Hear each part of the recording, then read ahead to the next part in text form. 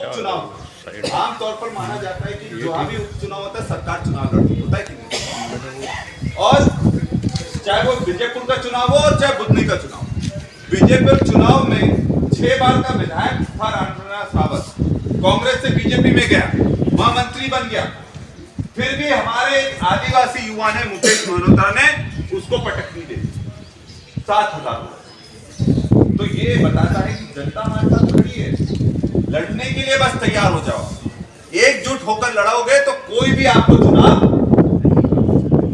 और हमको एकजुट होकर लड़ना पड़ेगा। अगर आप मान लो कि 1000 वोट से अगर मान लो कि वो ऊपर नीचे कर देते हो, जो कि करने वाले थे, अगर हम सब लोग हम सब लोग नहीं हटते तो गड़बड़ कर जाते।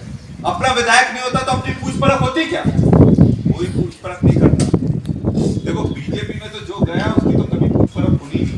और सबसे बड़ा उदाहरण तो रामनिवास रावत है, जो वो विधायक रहते हुए बीजेपी में गया और 2 महीने के बाद चुनाव में पूरी तरह चुनाव हार गया। ये हुआ कि नहीं हुआ? और आपके यहाँ तो सबसे बड़ा उदाहरण मैं दे रहा हूं, जो कलीपुरा के सेठ के चक्कर में इधर उधर थोड़ा हो गए, अब तो वो सेठ भी गायब हो गया। दिख रहा है क्या? बीजेपी का सांसद रनिता नागर सिंह भी नहीं दिखाई दे रही, दिख रही है क्या?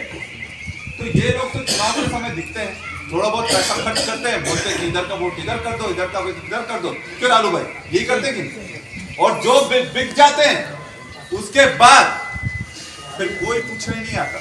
अरे जब बीजेपी में उनके लोगों की पूछ परख नहीं है उनके लोगों की पूछ परख, कौन चला रहा है ये भी नहीं पता है। पेटलाबाद जाओगे तो पता लगेगा वहां कि मंत्री है, पर वहां बीजेपी के कार्यकर्ता सबसे ज्यादा नाराज है, क्योंकि कोई सही है कि नहीं? पेटलाबाद लगाओ वहां। और क्या हालत है वहां पर?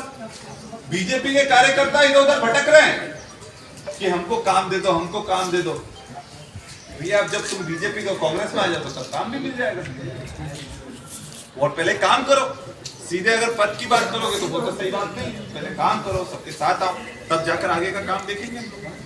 और अब तो क्या हमारा चुनाव आने वाला है, सरपंच के चुनाव, जनपद का चुनाव, जिला पंचायत का चुनाव, उसकी तैयारी शुरू कर दो। जितनी तैयारी मजबूत रखोगे, 1 साल 1.5 साल निकलने में समय नहीं लगेगा। विधायक बने हुए अभी इनको 1 साल तो हो ही गया, हो गया कि नहीं हो गया? 1 साल हो गया, बस 4 साल और बचे। और ये भी बात पक्की है कि अब चुनाव भी डायरेक्ट होंगे। ये बड़ी बात नहीं बोल रहा हूं, हाथ के पंजे पर चुनाव होंगे। तो इसलिए क्या है कि पार्टी के प्रति जो मजबूत रहेगा उसको मौका दिया जाएगा। और आने वाला समय कांग्रेस का ही है। दिल्ली में तो आपने देख लिया 400 पार चिल्ला रहे थे लोग। कितनी आई सीटें? 240। 400 पार कर रहे थे, वो भी तब जब राम मंदिर के नाम पर वोट मांगे। ये अलग बात है, राम जी ने अयोध्या में उनका बोले बिस्तर बंद कर दिया। बोले यार ऐसे झूठे लोगों के साथ तो मैं नहीं खड़ा रहूंगा। तो इसलिए अब इनके पास मुद्दा क्या है? अब ये तो हिंदू मुस्लिम करेंगे, इसके अलावा क्या है इनके पास? पर कि ये लोग पूरे मध्य प्रदेश को बेच खाएंगे। अब मध्य प्रदेश को बचाना तो हमें लड़ाई लड़ना पड़ेगी, और दम से हम लड़ने भिड़ने वाले लोग हैं। देखो 22 साल तो हो ही गए हमको विपक्ष में, तब भी लड़ाई लड़ रहे कि नहीं लड़ रहे? और जो अब कांग्रेस के साथ है, मतलब वो टिकाऊ लोग, जो बिकने वाले थे वो तो बिक गए, टिकने वाले टिकाऊ हैं। और पूछ परख तो टिकाऊ लोगों की होती है, पूछ परख टिकाऊ लोगों की नहीं होती। जो टिके हुए हैं, मजबूत लोग हैं, उन्हीं की पूछ परख होती। ये हीरालाल अलावा भी बैठे हुए हैं, अच्छे से करेंगे। और सबसे बड़ी बात, जब विधायक बिक रहे थे, इनको भी 50 करोड़ का ऑफर आया था। कितने का? 100 करोड़ का, पर बिके क्या? तो आप सोच लो, मंत्री पद भी दे रहे थे और 100 करोड़ रुपए भी दे रहे थे। देखो वीर सिंह जी के पास तो आई नहीं हो, ये जूते मारकर भगाएंगे।